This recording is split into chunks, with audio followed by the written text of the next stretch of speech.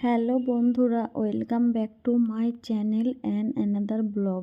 তোমরা সকলে কেমন আছো? আশা করি ভালো আছো আর সুস্থ আছো। আর আমিও কিন্তু বেশ ভালোই আছি। আর বেশ ঠান্ডা পড়েছে, দেখো মেঘলা আকাশ। আর আগের দিন কিন্তু ভীষণ তুমুল ঝড়ায় বৃষ্টি হয়েছে বৃহস্পতিবারে। তো এইভাবে বৃষ্টিতে কে বেরোয় ঠান্ডায় বলো? কিন্তু আমার তো এখন বেরোতেই হবে। তাই জন্য কিন্তু আমি চলে এসেছি মামার বাড়ির এখানটায়। আর এই যে এটা আমার মামা, নিজের মামা, একটা মাত্র মামা। তো মামা আমাকে নিয়ে যাচ্ছে বাইকে করে, আমি মাসির বাড়ি নিমন্ত্রণ করব সেই জন্য। আর এখন কিন্তু আমি চলে এসেছি, এই যে চাদর গাড়িতে দাঁড়িয়ে আছে, এটা কিন্তু আমার সেজো মাসির মেয়ে। আর এগুলো ওর বান্ধবী। আমি যখন সেজো মাসির বাড়ি গেছিলাম তখন ওরা কিন্তু এসেছিলো আমার বোনের বিয়ের আগে। তো বোন বিয়ে করেছে এই মাস দেড়েক হলো। আর এগুলো ওর বান্ধবী। মাসির বাড়ি থেকে বোনের বাড়ি বেশি দূরে না, সেই জন্যই বান্ধবীগুলো কিন্তু ওর সঙ্গে প্রায় দেখা করতে এসেছে। আর আমাকেও চিনতো, কথা বলছিলাম। আর আমি কিন্তু এটা সেজো মাসি। আমার মায়েরা 4 বোন, আমার মা বড়। আর একটা মামা। সেজো মাসির এটা এক বড় মেয়ে শুধু বিয়ে হয়েছে, ওকেই কিন্তু বলতে এসেছি। তো তারপরে দেখো ওর বান্ধবীগুলো চলে গেল বলতে বলতে। আর এই যে বোনটা কিন্তু মিষ্টির দোকান আছে, ওরা ময়রা। আর এটা বোনের শাশুড়ি। তো এই বোনের শাশুড়ি আর মামা কিন্তু গল্প করছে, আমাদের কিন্তু একদম যেতে দেবে না কিছু না খেয়ে। তো নিমন্ত্রণ করতে এসে মিষ্টি টিষ্টি খেয়ে, চা খেয়ে ভালো লাগছে না। মামা বলছিল একটু চা খাবে, কিন্তু ওর শাশুড়ি বলছে না, চা খেয়ে যাওয়া হবে না, একটু খেয়ে যেতে হবে। তো খাওয়া দাওয়া করে নিমন্ত্রণ করে চলে এসেছি মাসির বাড়ি। এটা কিন্তু কোয়েলের মেজো বোন আর একটা বোন আছে। আর এগুলো মাসির সাথে গল্প করতে এসেছে। এটা হচ্ছে কোয়েলের মা, সেজো মাসি এটা। আর সেজো মাসিকে নিমন্ত্রণ করতে এসেছি। মেসোর সঙ্গে কিন্তু রাস্তায় দেখা হয়ে গেছিলো। মেসোমশাই কিন্তু কোথাও একটা যাচ্ছিলো দরকারে।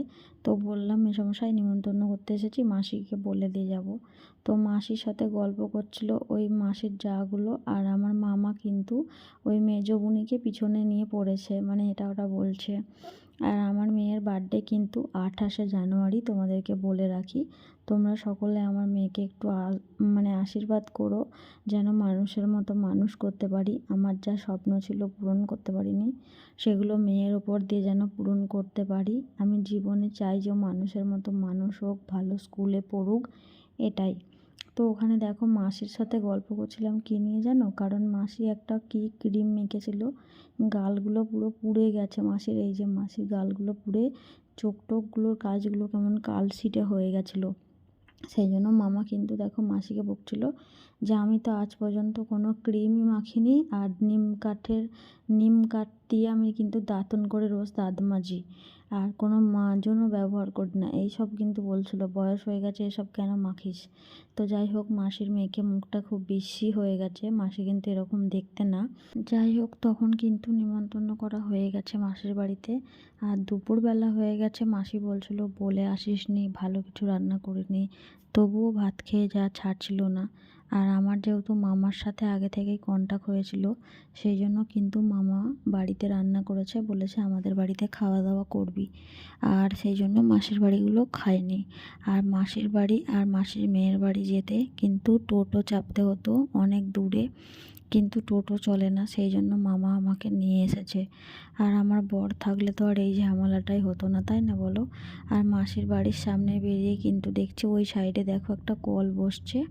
তো কলটা বলছে মাসি প্রত্যেক দিন জল, ওই যে দেখতে পাচ্ছ জল ওঠেই না, অনেক চাপ দিতে হয় তাও জল ওঠে না। তো যাই হোক, গল্প টল্প করার পরে চলে এলাম মামার বাড়ি। এটা আমার দিদা আর এটা আমার মামি। তো আমার একটা মামা, আমার মায়েরা 4 বোন 1 ভাই। তো দিদা বলছে এগুলো কারা? আমি বলছি এগুলো তুমি। তো যাই হোক, দিদা খুব খুশি হয়েছে, দাদু মারা গেছে রিসেন্টে 2 বছর হলো। তো দিদার বাড়ি গেছিলাম আগেও 2বার, আর এই গেছিলাম।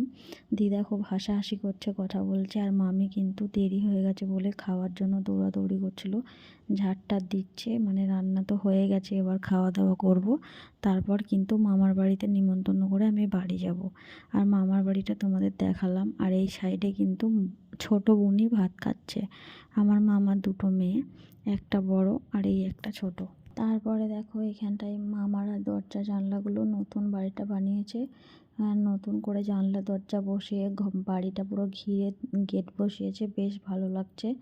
আর আমার দিদা কিন্তু গল্প করছিল ছোটোবেলার কথা নিয়ে, কারণ ছোটোবেলায় আমি এখানে এসে খালি নদীতে সাঁতার কাটতাম, একদম পাশেই নদী আছে।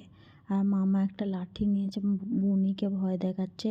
কেন বলো তো? কারণ বুনি একটা গিনিপিগ পুষেছে, গিনিপিগটাকে নিয়ে ওকেও খাওয়াচ্ছে আর নিজেও খাচ্ছে, সেই জন্য একই থালায়। তো দিদা বলছে যে ছোটোবেলার কথাগুলো তোর মনে আছে, এটা ওটা বলছে। তো যাই হোক, তারপরে মামার বাড়িতে কিন্তু ভুরি ভোজ, সেই মামার বাড়ি কিলচন্নায় ভারী মজা একটা ছড়া আছে না, সেটাই। তো মামার বাড়ি এবার খেতে বসেছি কী দিয়ে, বেগুন ভাজা, আলু ভাজা আর আলু দিয়ে মাংসের ঝোল, বেশ ভালো রান্না করেছিল মামি। ধনেপাতা দিয়ে পাতলা ঝোল, বেশ ভালো লাগলো অনেক দিন পরে। তো খাওয়া দাওয়া কমপ্লিট করেছি, একটু মুখটা ফেস ওয়াশ করে নিয়ে ক্রিম টিম লাগিয়ে নিলাম, দিয়ে এবার কিন্তু রওনা দেব বাড়ির দিকে। আর মামি, দিদা আর মামা সবাই আসছে, আর আমাকে কিন্তু আমার দুই বোনই, মামা তো যেহেতু অনেক সকাল থেকে নিয়ে আমায় ঘুরছে, তাই মামা আর গেল না। দুই বোন মিলে আমাকে কিন্তু অটোয় তুলে দিতে যাবে, বেশ কিছুটা যেতে হয় অটোয় উঠতে গেলে।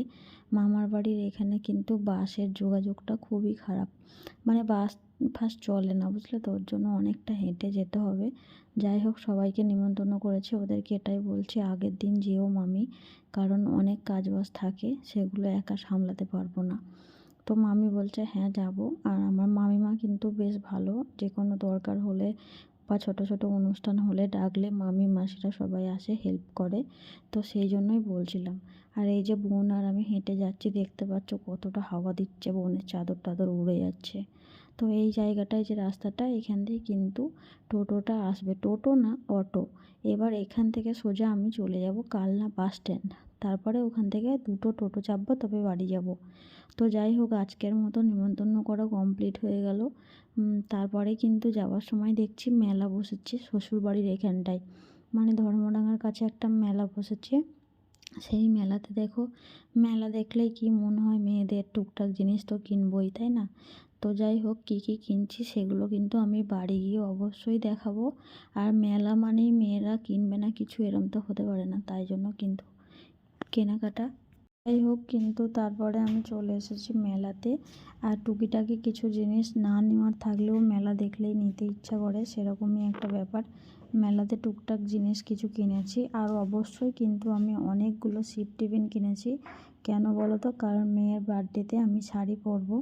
আমার একটা বেনারসি নেওয়া হয়েছে 5,000 টাকা দিয়ে, মাস ছয়েক আগে বর আমাকে দিয়েছিল আগের বছর জন্মদিনে। এখনও কিন্তু একবারও গায়ে পরিনি, সেই জন্য ভেবেছি আমি মেয়ের বার্থডেতে আমি রাত্রে পার্টিতে পরবো। তো সেই জন্য কিন্তু সেফ টিফিন আর এই যে টুকটাক জিনিস অনেক কিছুই নিয়ে নেওয়া হয়ে গেছে, নেব না করে। তো কী কী নিয়েছি সেগুলো কিন্তু বাড়িতে গিয়েই তোমাদের দেখাবো। আর এইখানে দেখো, আবার দেখছি পাশের দোকানটায় কাঁচের বা ফাইবারের টাইপের এইসব জিনিসগুলো বেশ দেখতে ভালো লাগে, তাই না? তো সেই কারণেই কিন্তু আমার নেওয়া। আর আমার সংসারের জিনিস প্রচুর আছে। আমার বয়সটা ছোট বললে কী হবে, সংসারের দিকে আমার বেশি টান, জিনিসপত্রের দিকেও টান। তো সেই কারণেই নিয়ে নিলাম। আর এখানে কিন্তু সব রকম রেঞ্জের দাম আছে। আর মেলাটা কিন্তু বেশি বড় না, ছোটোখাটো। তো যাই হোক, আজকের ব্লগটা এখানেই শেষ করছি। সবাই ভালো থেকো, সুস্থ